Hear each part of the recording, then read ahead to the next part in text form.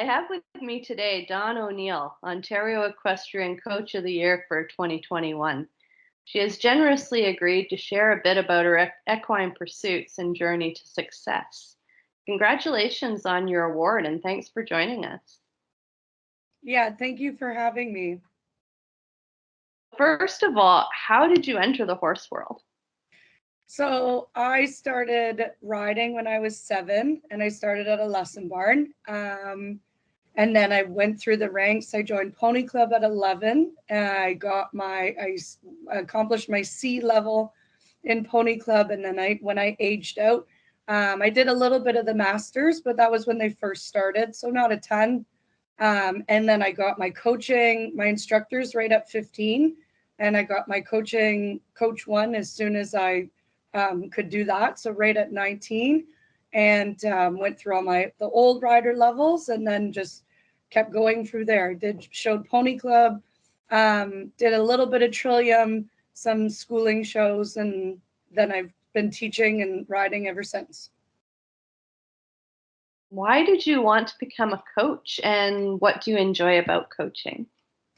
So coaching, I wanted to become a coach because I really wanted to pass along my passion and knowledge for horses, not just making riders better and being able to ride them, but learning all about the horse. So everything that they do and all their quirks, everything, just how to manage the horse, not just riding, but all around.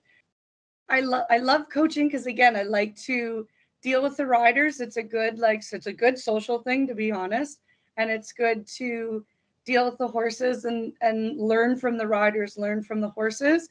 Um, that's what I like about coaching the most is I get to see horses and riders every day, a little different.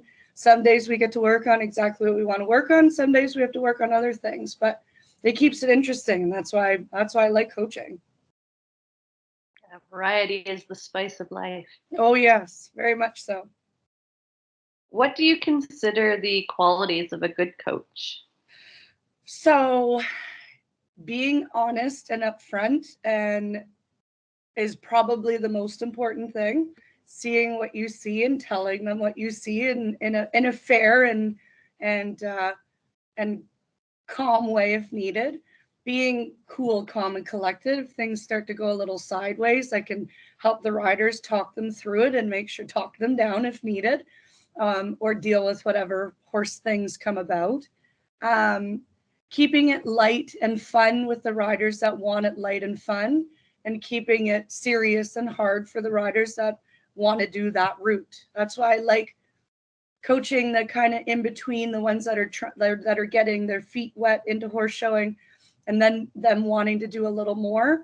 I like pushing them to where they want to be, or if they just want to do it for fun, we do it for fun and we do fun exercises. So it's good. It's good to be adaptable, I guess what I'm saying. Um, Also being, like I said, funny but serious if needed. Um, Again, just going back to being adaptable. You started at a very young age, but what do you wish you knew when you first started out? To not be afraid to network with others than just in the barn. So taking lessons from a dressage person, or even if you're, especially if in the jumpers, like just networking with other people, and making sure that I keep going with the clinics and lessons and taking things from different coaches. What are some of the responsibilities that you have as a certified coach? So as a certified coach, I feel I'm responsible to stay updated with my governing bodies, so Equine Canada and Ontario Equestrian, especially if I want to take kids to horse shows. I need to be updated on the rules and the regulations, so I make sure my kids are following them and I'm following them as well. I feel it's necessary for me to make sure that I take lessons, to keep my skills and to make sure I can deal with anything that if I have to deal with it, my riders are probably going to have to deal with it too. So it's good to have those lessons, and any clinics, of course, anything like that. So anything that's going to further my education. it's super important to do that. And of course, stay updated with everything that's up and coming. What do you hope to accomplish as a coach? I want to accomplish a very well-rounded rider, a rider that can not only deal with anything that the horse does, but they can feel what the horse is doing underneath them. A rider that stays kind of cool, calm, and collected with my guidance, and being able to deal with those things on their own as well. Super important, not just when I'm in the ring, but if they're horse showing, they need to be able to deal with whatever it is without my assistance as well. Right, creating that thinking rider. That's right. Yep, big time. What makes you stand out compared to other coaches that may have similar experience, and how have you built your reputation over the years? I feel it makes me stand out is pretty much my attitude. I've been, again, being adaptable, so being able to joke around with the guys, with the riders that are there to learn to be active for life, that kind of thing, and be more serious and hardworking when that's the harder show kids that want to do their absolute best. Building my reputation, honestly, has been word of mouth. I have students that I've stopped teaching and they've taken a break, and literally 15 years later, they've found me on social media and are like, "Where are you teaching? We want to get in and come ride with you."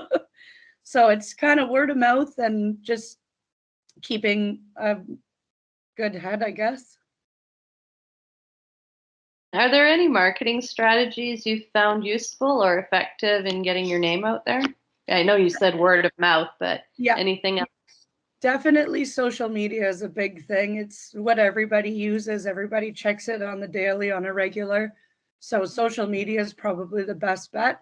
You can use the eCampus or the job tracking through Equine Guelph. That has helped too. I found a couple students off of there. So all of that's been really, really good. But mostly social media and any websites like the Equine Guelph website.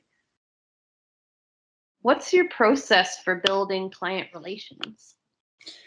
So my process for building client relations is, again, it's being honest and open. It's making sure too that once I've got the rider to the where I'm comfortable with taking them, is being able to pass them on to the next professional that's going to help them grow.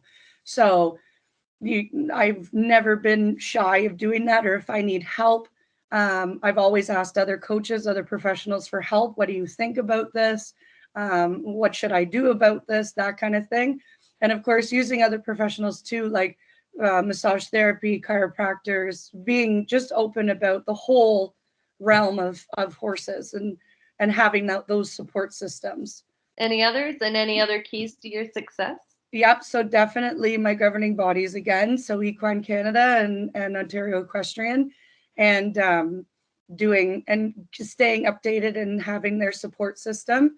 Even through I've taken a lot of courses through the Equine Guelph things, and they've definitely helped with a lot of my building of my building blocks that I have, then how to deal with the horses and the riders on a day-to-day basis. What are some of the benefits of being a certified coach? So there's you have the support system through the governing bodies. If you have harder questions, you know what's happening at the horse shows, you know what's going on a day-to-day basis outside your little student base and that kind of thing. There's discounts on taking the Equine Guelph courses, which is great, because then again, you just have more tools in your toolbox that you can use if needed. And everything's there. So the eCampus is there, everything's there, and it's just great. And you have your insurance benefits, all those things. It's a good program to be part of. Do you have any do's and don'ts for new coaches trying to establish themselves with facilities or other trainers? Definitely don't get, like I said before, don't get stuck in your niche.